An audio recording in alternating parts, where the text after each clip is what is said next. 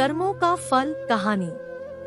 जिस प्रकार से अगर आप कोई चीज आसमान की ओर उछालते हैं तो वह वापस जमीन पर आ जाती है, इसी प्रकार प्रकृति ने भी इंसान के लिए कुछ नियम बनाए।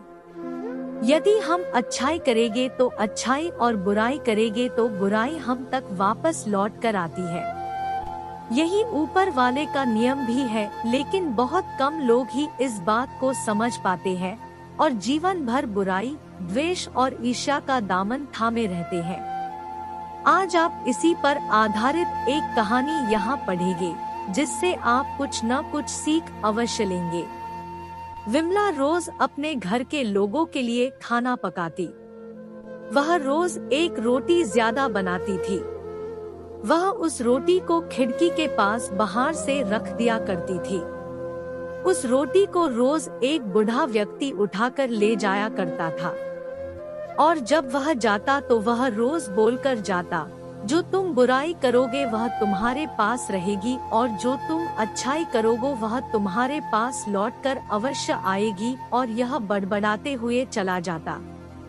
इसी तरह काफी समय तक वह बूढ़ा व्यक्ति वहां से रोटी उठाता रहा और वापसी में वही बातें दोहराकर जाता रहा, लेकिन विमला कभी उसकी बातों का अर्थ नहीं समझ पाई। अब वह उससे तंग आने लगी। वह सोचती बजाय दुआ देने के वह बूढ़ा व्यक्ति उल्टा सुल्टा बोलकर चला जाता है। एक दिन क्रोध में आकर उसने इस बूढ़े व्यक्ति से निजात पाने की सोची। अब उसने उस दिन उस रोटी में जहर मिला दिया और वही खिड़की के ऊपर रखने जा रही थी। तभी उसके अंतर मन से आवाज आई कि विमला, तुम यह क्या कर रही हो?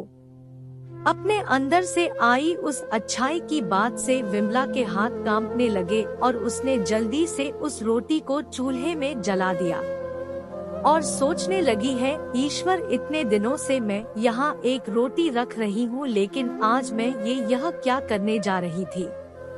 फिर उसने एक और रोटी बनाकर वही खिड़की के सहारे रख दी। कुछ देर के बाद वही बूढ़ा व्यक्ति आया और रोटी लेकर रोज की तरह अपनी बातें दोहराकर कर चला गया। विमला जब भी उस खिड़की पर रोटी रखती तो वह रोज अपने बेटे की सलामती की दुआ मांगती, जो कई महीनों से अपने करियर को बनाने के लिए घर से बाहर गया था। उसी दिन शाम को अचानक से कोई दरवाजा खटखटाता है और जब विमला दरवाजा खोलती है तो वह दरवाजे पर अपने बेटे रामू को पाती है, लेकिन रामू की हालत काफी खराब दिख रही होती है। वह काफी कमजोर और भूखा लग रहा होता है। उसके कपड़े भी फटे हुए होते हैं। फिर वह अपनी माँ को सारी बातें बताते हुए कहता है कि माँ, आज जब मैं यहाँ से कुछ किलोमीटर की दूरी पर रेलवे स्टेशन के पास पड़ा था, कई दिनों से भूखा होने के कारण से मेरी हालत काफी खराब थी। तभी मुझे एक बूढ़े व्यक्ति ने एक रोटी दी और कहा, आज मुझसे कहीं ज्यादा इस रोटी की जरूरत तुम्हें है।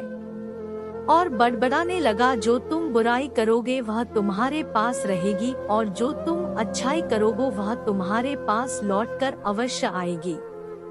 विमला को समझने में देरी नहीं लगी कि यह बूढ़ा कौन है, और उसे एक जोर का झटका लगा और वह सर पकड़कर नीचे बैठ गई। वह सुबह वाली बात याद करने लगी कि कैसे उसने रोटी में जहर मिलाया था। अगर उसने वह रोटी जलाई नहीं होती तो उसका ही बेटा उसके कारण से मर जाता। अब उसको उस बूढ़े व्यक्ति की बातों का अर्थ पूरी तरह से समझ में आ गया था। जो तुम बुराई करोगे वह तुम्हारे पास रहेगी और जो तुम अच्छाई करोगे वह तुम्हारे पास लौटकर अवश्य आएगी।